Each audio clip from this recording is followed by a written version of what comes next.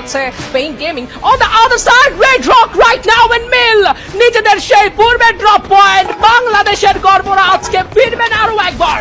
সামনে রয়েছে Virtus pro, drop পয়েন্টের ফ্ল্যাশেই কিন্তু টিম রেড রক একটা বড় সড়ো স্টেটমেন্ট দিয়ে ফেলতেই পারেন, সেটা হয় গুড নয় ব্যাড। ভার্টাস প্রোরাও কিন্তু জানেন কি করে এই ট্যাকলটা দিতে হয়। ফ্লিকার কিন্তু ওয়েট করছেন, ফ্লিকারকে ড্যামেজ দেওয়া স্টার্ট করবেন, ফ্লিকার নিচে পড়ে কিছুটা হেলথ লো করবেন, বাট ইন দ্য ফ্লোরা তিনি কিন্তু তার কাজের কাজগুলো চালাচ্ছেন, কিন্তু মাত্র হেলথ লো হয়নি ভার্টাস প্রোর। এবার কিন্তু কিছুটা পিছিয়ে যেতে পারেন রেড রক, ফ্লিকার কিন্তু সাইড চেঞ্জ করে ফেলেছেন বাংলাদেশ।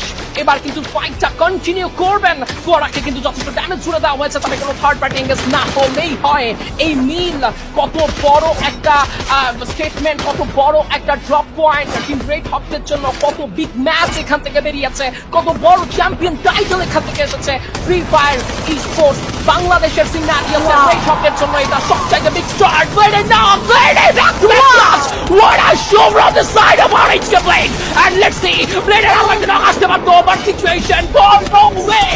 Blade এখান থেকে কিন্তু ফুল টপি পদে ডায়মন্ড কাট, ডায়মন্ড কাট এক্সপোজিভ আছে ডাবল ভেক্টর জাস্ট ওয়েট করছেন, কিসা ফিনিশ করবেন এক্সপোজিভ। একটা কি রিভাইভ করতে পারেন কিনা লেটস সি। নেমলেস অনেক দূরে রয়েছেন কিনা, নেমলেস দূরে রয়েছেন আই গেস। কুট্টোস নিসাত এবং টুইকার থাকবেন, ব্লেডকে হারালেও এক্সপোজিকে বের হতে দেবেন না বাংলার ছেলেরা, এক্সপোজিকে বের হতে দেবেন না। লাল সবুজের পতাকা আবারও উড়বে এই মিল থেকে, শুরু হবে আজকে deciding step and explosive from the side of Kutos. এটা আমাদের ড্রপ পয়েন্ট, এটা বাংলাদেশের ড্রপ পয়েন্ট, এই ড্রপ পয়েন্ট কেউ ছাড়বে না।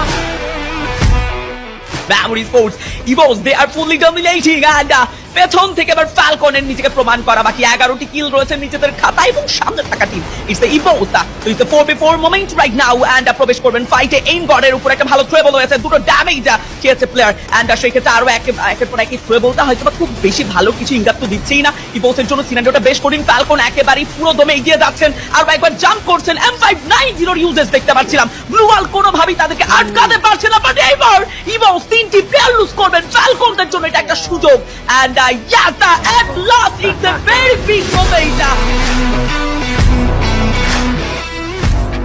স্পটই করতে পারবেন না, তবে খুব কুইক ক্লোজ রেঞ্জে এন্ট্রি নেওয়ার ডিসিশনও কিন্তু নিতে পারেন ফ্লুক্সো, কারণ সেভ জোন সার্কেল অলরেডি কিন্তু দেখে ফেলা হয়েছে এন্ড পেটস স্কিল কিন্তু এখানে ইউজ করা হয়েছে আরভন ব্যবহার করে। এজি গ্লোবালের পুরো 4টে প্লেয়ারের পজিশন যেহেতু স্পট করাই গেল, যেহেতু বুঝতেই পেরেছেন ফ্লুক্সো যে স্নাইপার প্লেয়ার ও দল থেকে বিচ্ছিন্ন নন, সেক্ষেত্রে কিন্তু একটা রাশ করার মেন্টালিটিতে এগোতেই পারে টিম ফ্লুক্সো। লেটস সি কি করেন তারা। একদম, কিন্তু দেখতে পাচ্ছিলাম যে একটা লঞ্চ প্যাড ইউজ করেছে।